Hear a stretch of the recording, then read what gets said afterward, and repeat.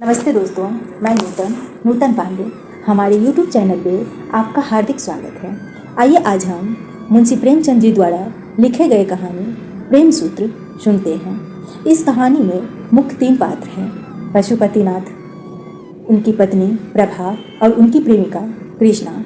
यह कहानी इन्हीं तीनों पात्रों से मिलकर बने हैं। यह कहानी इन्हीं तीनों पात्रों के इर्द गिर्द घूम रहे हैं। कहानी शुरू करने से पहले आप सभी से आग्रह है कि कहानी पसंद आए तो वीडियो को लाइक, शेयर एवं चैनल को भी सब्सक्राइब करिएगा, क्योंकि मैं अपने इस चैनल पे इस तरह के कहानी तथा व्रत उपवास से संबंधित कथाएं एवं जानकारियाँ लाते रहते हैं। और अगर कहानी पसंद आए तो कमेंट में अवश्य बताइएगा कि कहानी कैसी लगी। तो आइए अब इस कहानी को प्रारंभ करते हैं। संसार में कुछ ऐसे मनुष्य भी होते हैं जिन्हें दूसरों के मुख से अपनी स्त्री की सौंदर्य की प्रशंसा सुनकर उतना ही आनंद होता है जितनी अपनी कृति की चर्चा सुनकर। पश्चिमी सभ्यता के प्रसार के साथ ऐसे प्राणियों की संख्या बढ़ती जा रही है। पशुपतिनाथ वर्मा इन्हीं लोगों में से था। जब लोग उनकी परम सुंदरी स्त्री की तारीफ करते हुए कहते, ओहो कितनी अनुपम रूप राशि है, कितनी अलौकिक सौंदर्य है, तब वर्मा जी मारे खुशी और गर्व के फूल उठते थे। ओए होए ओए होए ओए होए। संध्या का समय था। मोटर तैयार खड़ी थी। वर्मा जी सैर करने जा रहे थे, किंतु प्रभा जाने को उत्सुक नहीं मालूम होती थी। वह कुर्सी पर बैठी हुई कोई उपन्यास पढ़ रही थी। वर्मा जी ने कहा, तुम तो अभी तक बैठी पढ़ रही हो, मेरा तो इस समय जाने को जी नहीं चाहता। नहीं प्रिय, इस समय तुम्हारा न चलना सितम हो जाएगा। मैं चाहता हूँ कि तुम्हारी इस मधुर छवि को घर से बाहर भी तो लोग देखें।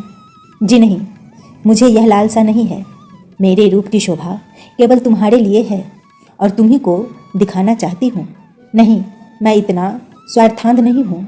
जब तुम सैर करने निकलो, मैं लोगों से यह सुनना चाहता हूँ कि कितनी मनोहर छवि है। पशुपति कितना भाग्यशाली पुरुष है। तुम चाहो, मैं नहीं चाहती। तो इसी बात पर आज मैं कहीं नहीं जाऊँगी। तुम भी मत जाओ। हम दोनों अपने ही बाग में टहलेंगे। तुम हौज के किनारे हरी घास पर लेट जाना। मैं तुम्हें बीना बजाकर सुनाऊंगी। तुम्हारे लिए फूलों का हार बनाऊंगी। चांदनी में तुम्हारे साथ आँख मिचोली खेलूंगी। नहीं नहीं प्रभा, आज हमें अवश्य चलना पड़ेगा। तुम कृष्णा से आज मिलने का वादा कराई हो। वह बैठी हमारा रास्ता देख रही होगी। हमारे न जाने से उसे कितना दुख होगा। हाय वही कृष्णा, बार बार वही कृष्णा। पति के मुख से नित्य यह नाम चिंगारी की भांति उड़कर प्रभा को जलाकर भस्म कर देता था। प्रभा को अब मालूम हुआ कि आज ये बाहर जाने के लिए क्यों इतने उत्सुक है। इसीलिए आज इन्होंने मुझसे केशों को संवारने के लिए इतना आग्रह किया था। वह सारी तैयारी उसी उल्टा कृष्णा से मिलने के लिए थी। उसने दृढ़ स्वर में कहा, तुम्हें जाना हो तो जाओ, मैं नहीं जाऊंगी।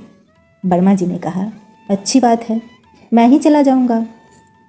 पशुपति के जाने के बाद प्रभा को ऐसा जान पड़ा कि वह बाटिका उसे काटने दौड़ रही है। ईर्ष्या की ज्वाला से उसका कोमल शरीर हृदय भस्म होने लगा। वे वहाँ कृष्णा के साथ बैठे विहार कर रहे होंगे, उसी नागिन के से केस वाले कृष्णा के साथ, जिनकी आंखों में घातक विष भरा हुआ है। मर्दों की बुद्धि क्यों इतनी स्थूल होती है। इन्हें कृष्णा की चटक मटक ने क्यों इतना मोहित कर लिया है। उसके मुख से मेरे पैर का तलवा कहीं सुंदर है। हाँ, मैं एक बच्चे की माँ हूँ और वह